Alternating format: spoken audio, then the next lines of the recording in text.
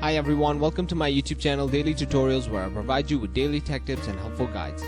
In this tutorial, I'm going to show you how you can log into your online banking account for Goldman Sachs Bank.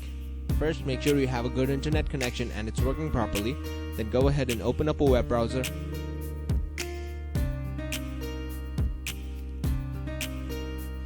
On the search bar, type in goldmensachs.com.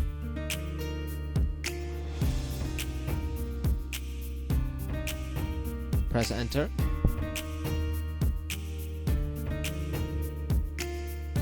Now click on the option that says Client Login in the top right corner.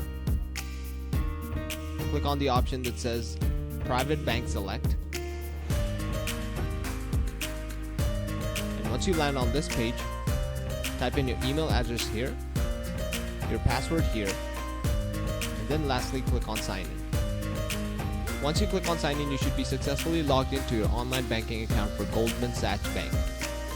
And that is simply it. Thank you very much for watching this video. Be sure to leave a like, share this video, and subscribe to our channel for more helpful guides just like this.